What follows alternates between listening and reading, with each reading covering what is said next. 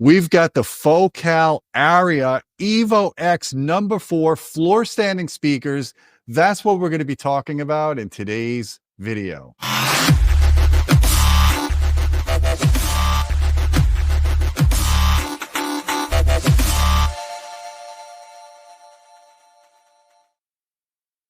Hey folks, I'm Gene Delasala with Audioholics. We got James Larson in the house. How you doing, James? I'm good. I'm glad that you got a chance to get in the Focal Aria Evo X's, the No.4s, which is the flagship in the series. I had a chance to hear these at Florida Audio Expo last year, and I really enjoyed my listening session. But also at the same time, they were so gorgeous aesthetically, the green. And I wanted you to have this sample. I had them send you the green ones because I wanted you to see it in person.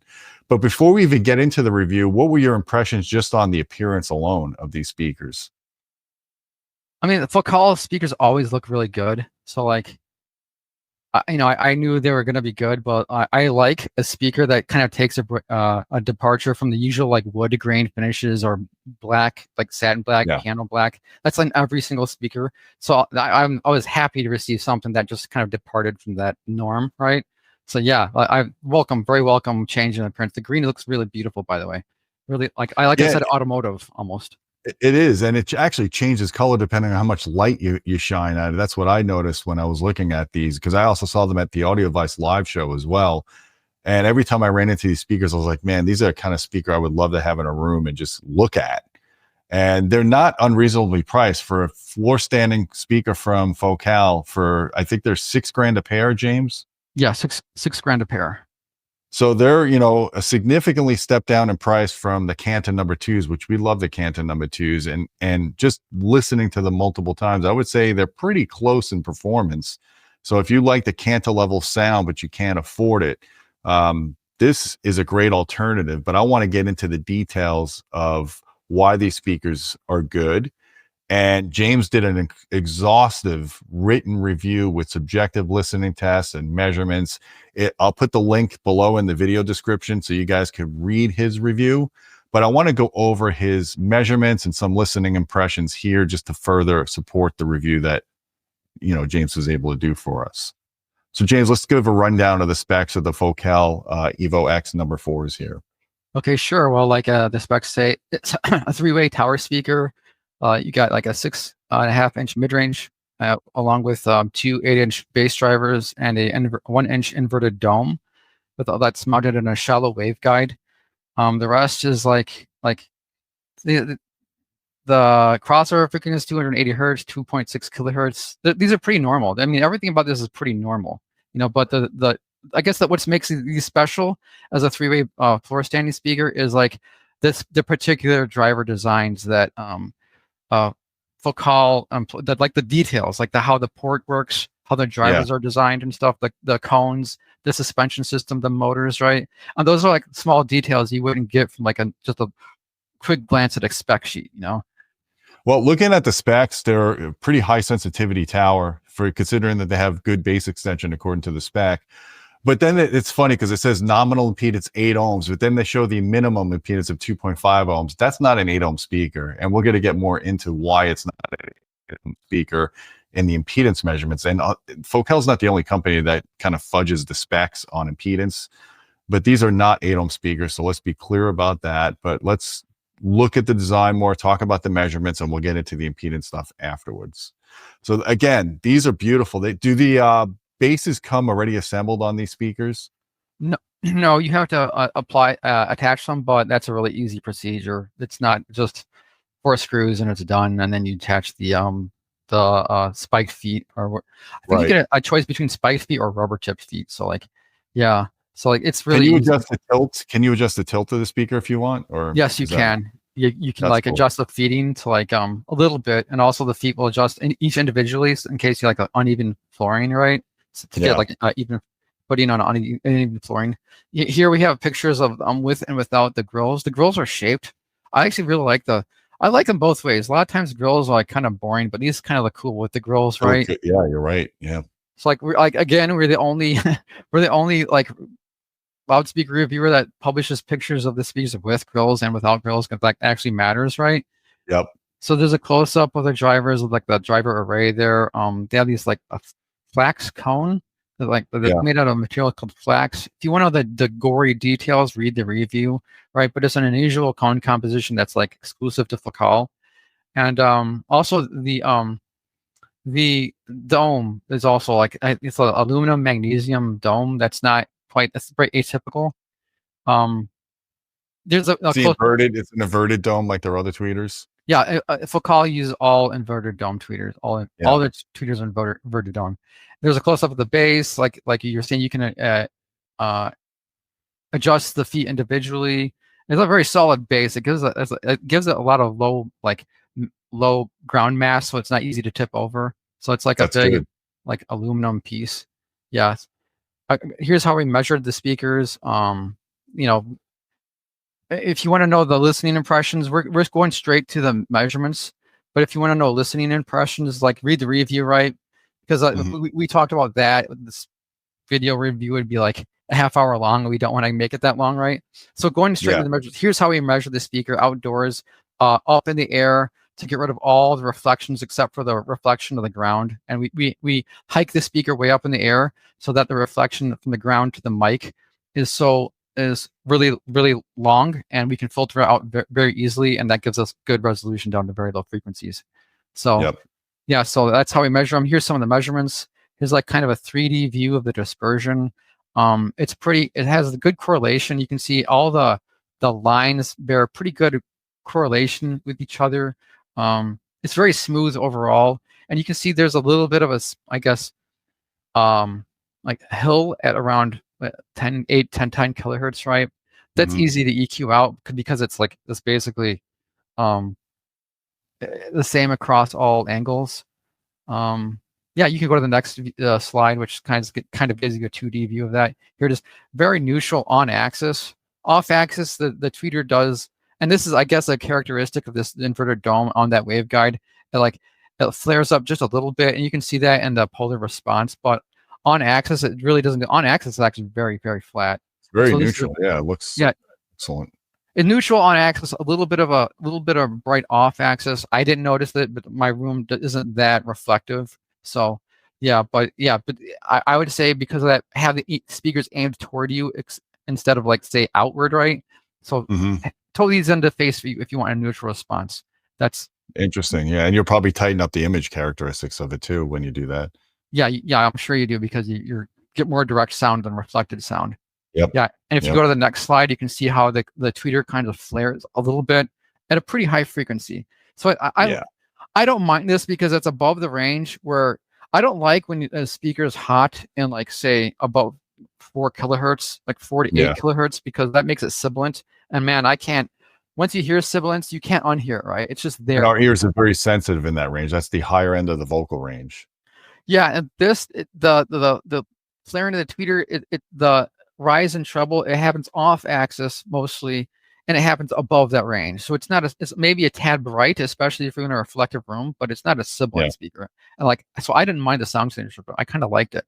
Here's some of the vertical responses of this. So negative degrees is below the tweeter, a positive degrees is above the tweeter, and 0 degrees is the on-axis response. You can see that the on-axis response is pretty neutral, right? But as you go above and below it, right, you have about, I want to say 5 to 10 degrees, mostly just like 5 degrees before things the crossover starts, like the mid-range starts fighting with the tweeter, right? And you start get a little dip, phase issues. So you don't want to sit too close to these speakers if you're sitting low. That's because the problem is the tweeter is kind of high. I think it's at 44 inches high, right? And so these aren't meant for close range listening. If you're sitting on a tall chair, right, that gets your ear that high, but like Focal themselves say that these are meant for large rooms in a 3-meter distance. So like this version isn't a problem. It shouldn't present a problem. Yeah, you're gonna get hit with like a good response. They're not near field monitors. Let's be clear. They're not near field. Yeah, don't put these in a. I wouldn't use these for a small room. Get like the other area speakers are better candidates for that. But they're good for, and they have the dynamic range to fill a big room too. That's really what they're meant for. Well, yeah, I mean, you got 2 8s, you got a 6.5 mid, and you've got 92.5 dB sensitivity. These things will play loud. These things will party. Yeah, they're wide. They have a wide dynamic range. They do, and what this is a low frequency response to these, like an anechoic low frequency response, and it does show that these do give up some bass extension in order to achieve that dynamic range, right? These are very sensitive, and so you always had a trade-off between sensitivity and low frequency extension, and so they make that trade-off for sensitivity rather than they give up low frequency extension in exchange for sensitivity and dynamic range. So it's a very interesting concept here that we're talking about, because you and I are both reviewing a pair of Arendelle 1528s. You have the monitor, I have the bookshelf. They do the opposite. They tune the speaker lower, so they're tuned in the 22 hertz range, much lower sensitivity, like 6 dB or more less than the Focals. So the Arendells will have deeper bass extension, but you need a much more powerful amp to hit the same SPLs that you're going to get with the Focals. So I think, it's 6 1 half dozen the other. If you're setting up a home theater, you're going to probably have subwoofers anyway. So you're going to supplement these speakers with subwoofers in your system. And now you don't have to drive this with a really big amplifier. These speakers, we'll talk about the impedance of them, but these speakers could be driven with a decent receiver. Yeah, they could be, like 100 watts will make these things scream, right? You don't need a ton of power for because they're high sensitivity. Yeah, they're relatively high sensitivity. I mean, they are a big speaker, but yeah, they got the sensitivity. Other aspects, you can see that the bass response is very flat. This is a very neutral bass response, all the way up to, I think the graph goes up to 600 hertz, and beyond that, it's a flat frequency response. That's a really sweet graph. Let me ask you this now. So the 3 dB point anechoically is 55 hertz. Yeah. What kind of bass extension were you getting in your room? Usable bass? I would say down to maybe almost 30. Right, because I get a little bit more gain, and I don't get a whole lot of gain in my room, but I get these speakers. Really, the extension of these is I think the tuning point is 36, 37 hertz or something like that, and you can see the knee of the response happens just below 40 hertz, right? So you're going to get bass with room gain probably down to almost 30 hertz, right? They're not, even though they're large speakers, they don't dig super deep. So if you want super deep bass, say for home theater purposes, you want to add a sub. But for the purposes of most music, especially acoustically recorded music, these are more than good enough. That's more than good. Hardly any acoustically recorded music digs below 40 hertz. Well, I could tell you this: when I heard these speakers at the Florida Audio Expo, they didn't have a sub. They had them in a smallish room, and they played this artist I've never heard of until when I was there, called Sohn, Sohn, and there's a song called Tremors. That song's got some pretty deep bass, and I was floored by the bass I was hearing from these speakers. So the room gain was definitely factoring in. And of course, that song has now become one of my reference songs when I'm listening to speakers, just because there's so much dynamic range in the recording and so much deep bass. So these speakers shine with that song. I was pleasantly surprised in the listening demo that I heard. I mean, because you can see the port tuning. Actually, the speaker's two ports, one on the bottom and one in the front, right? Kind of strange, and they both have under the bass there's a port. Yeah, under the bass, and also I think they're different lengths. They're not exactly the same dimensions. So the ports actually get a little bit of a wider bandwidth than you'd see with a normal porting system, right? Where it's just a sharp spike, right? And so but you can see the port tuning is looks like I said 30, just in the mid 30s. Yeah, it's mid 30s, maybe 36 hertz or so. But yeah, I guess we wanted to talk about this graph. They say it's 8 ohm nominal. Well, that might be true, kind of, but I would characterize this as a 4 ohm speaker personally. Especially because of that dip at 100 hertz. That actually. So why I asked you to draw this horizontal line at 6.4 ohms and 3.2 ohms. That's 80% of 8 ohms, and that's 80% of 4 ohms, respectively. And that's how the IEC wants you to spec impedance. And I believe the IEC is from 300 hertz to 3 kilohertz. Don't quote me on that, but I like to look at the entire range of graph, because when you think about it, the most energy in music that's going to rob your amplifier of power is going to be in the bass region. And you could see at 100 hertz and then in the 30 hertz range, you're dipping down to the 4 ohm rating, and you're going to need a little bit of current to get these speakers really moving if you're listening at a high SPL. So these are definitely not 8 ohm per se speakers. These are 4 ohm speakers. So when you're picking a receiver, don't put these on a $300 receiver.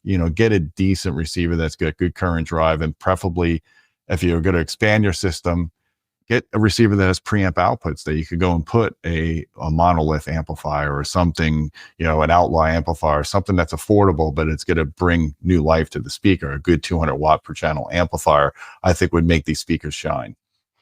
Yeah, if you want to crank them loud, like you say, you're going to need a beefier amp just for that low impedance, drop. But you don't need a lot of wattage. This is the good news. You just need an amplifier that can handle that the current. Yeah, the current. Yeah. What did you drive these with? You have a Marantz processor and a monolith amplifier, I think. Yeah, my monolith. I think it's like at 4 ohms it has 300 watts per channel. So I mean, I had more you than have enough. No problem. Yeah, no problem with that. This. Yeah, it could handle that easily. Bottom line: neutral on-axis response. Yes. Wide dynamic range. Wide and developing design. So these are kind of, I guess we kind of glossed over, but these are have a wider dispersion due to the nature of the design. It's a wide dispersion loudspeaker, and so like it'll give you that kind of expansive sound because you get a little bit more sidewall reflections. So it has an enveloping sound. And also, as we talked about, good-looking cabinetry. The Focal always makes great-looking speakers, and these, I honestly think Focal makes best-in-class aesthetics in every series they do. I mean, every speaker I've looked at, the Cantas, the Sopras, and now these, they're just beautiful to look at. They're almost statement pieces. Yeah, they're all good. Like I've never had a Focal speaker I thought looked like even average. They were always above average. Yeah. Like cons could suffer in the small rooms due to high mounted tweeter. As you said, you don't want to sit below the tweeter at anything closer than say 2 meters. So like. I don't think anybody's going to buy large tower speakers for a small room, so it's just a fact of the speaker's design. Summary: stylish and well-made towers with a neutral on-axis response and wide dynamic range. Tell these to face the listener directly for the best sound. Doesn't dig super deep and has a high frequency off-axis flare that may present a bright sound in reflective rooms. I didn't get that from me. It was kind of a neutral speaker. Intended for large rooms in a 3 meter listening distance. That was specified by Focal themselves. As you say, another solid speaker from Focal. I've reviewed quite a few Focal speakers at this point, and I've never had one that I didn't like or I thought was they were all pretty darn good speakers, if not great speakers. Look, I'm going to give you guys advice. If you're spending $6,000 on a pair of speakers like these, don't stick them in an echo chamber. I mean, have a room that has some decent acoustic properties to it. Get some mass in the room, whether you're putting furniture or you're putting some bookshelves to break up some of the hard reflecting surfaces, a throw rug. If you can't put acoustic treatments, at least get the room presentable so it's not overly echoey and overly bright. And that's with any speaker, not just these speakers, but as James noticed, because they have a little bit more off-axis treble, you might want to put some absorption on the side walls if you feel like you need to make them a little more neutral sounding from where you're sitting. Yeah, and it doesn't take a lot to absorb high frequencies, right? Like normal furnishing can do it. Yeah. You don't hardly even need any acoustic treatment at all. Just normal room furnishing could probably do the job there. But I get you. So it's competing loudspeakers here. What else can you get in this kind of rough price range? We reviewed, I think not too long ago, the RBH Sound 61 SFM /Rs. That speaker's always a mouthful, but just the name of it is always a mouthful. So 5K a pair, those are pretty good. I would say they're a little bit more neutral overall, but they are a little bit more, they're more complicated to set up, and they have all these speakers are pretty good, and they all have their strengths and weaknesses, I would say, relative to each other. Those have their strength. They have deeper tuning frequency. They were a bit more demanding. You needed to give them more current. They need more wattage to achieve the same SPL, but they were good speakers too. There's SVS Ultra Evolution Pinnacles that we recently reviewed. Those were pretty darn good. They had definitely more powerful bass response. The bass on those is a little bit more elevated than normal. So if you like strong bass, that's a great. And I like them. I know some people were kind of put off by the excess bass of those. I didn't think it was excessive. That was just a little bit more bass than normal, and I thought they sounded great. But they're a little more of a laid back speaker too, right? So I mean, if you did some EQ on them, you can get them to sound the way you really want to as well. Yeah, I like the sound. I like a warm speaker rather than a forward speaker, so I really enjoyed those speakers. There's also the JBL HDI 3800. We've reviewed those, I think, a couple of years ago. They Yeah, look pretty. solid. Yeah, great speaker, very neutral, very controlled directivity, also very large, very wide dynamic range because they have a compression driver and 3 beefy 8s. That's a good. That's my favorite JBL speaker right now is the 3800. I've heard that multiple times at trade shows, and every time I listen to them, I walk away really happy. Yeah, but like the focals, they need a big room. You don't want to be sitting. They Right. have like narrow kind of vertical dispersion. So then I know they're a little cheaper, but I consider them the same class of speaker, the Arundel Sure. Sound 1723. Even though they're the cheapest of this bunch, they're the best built of this bunch, right? The build quality is crazy, right? On those, Arundel Sound always does that, right? But those are really good. But like I would say they have a bit brighter treble. Those you want facing out. Well, I mean, we have reviews of all the speakers we've mentioned so far, right? Sure. Those are really good. I would say if you're shopping this class, give those a look maybe too, right? But the focals are it's a very strong competition to any of these. I haven't reviewed the Bowers and Wilkins 703 S3s, but those are like dead. Those are those are like, you know, complete competitors, right? They're like face-to-face competitors against these speakers. The Bowers and Wilkins 703 S3s, right? And I've had the 703 S2s in my place for a while. I really actually like those speakers. I know that they're not the most neutral speaker measurement-wise, but they were a very engaging speaker in my time I spent with them. I like those. So the S3s, I would imagine, would be equally as good or better, hopefully. I'm guessing they're probably tuned a bit deeper, right? So I'd probably get a little bit deeper bass from those. There's the KEF R11 Metas. I haven't heard. I mean, they would be a pretty neutral. Like this, all the metas I have heard are pretty neutral, and I can't imagine these would be different from that. So I'm sure they would be really good speakers, but like we haven't reviewed those. Then there's a Dolly Opticon 8 MK2s. I think they'd be pretty good. I haven't reviewed those either. So I haven't reviewed the rest of the Monitor Audio Gold 306Gs are also a direct competitor. And I haven't reviewed those, so I can only speak to the first 4 on this list and not the last 4. Look, they're all solid though. I've seen them at trade shows. I heard demos of them, most of them. And yeah, these are all solid alternatives. But at the end, I think the Focal is the most beautiful speaker of the bunch. Just the finish of that green one just really lures me in. That's just a personal preference of mine. No, I have to agree. It's just they're the nicest looking one. But you know, a lot of people probably wouldn't want the green, you know. For some reason, every time a speaker manufacturer departs from just black, the models that they depart, like those non-black models, don't sell as well. Everybody just wants black speakers or wood grain speakers. And yeah, that's true. Boring, but whatever. What are you going to do, right? That's what people want. But oh well. Yeah. Well, it's a solid offering. I'm glad Focal hit got another winner here with their speakers, because you've been reviewing their speakers for a number of years now. Like I said, guys, please check out the written review down below if you want to hear all of James's subjective listening tests, as well as all the detail of the driver mechanics, the crossovers, and he talks about the measurements as well if we didn't cover everything here.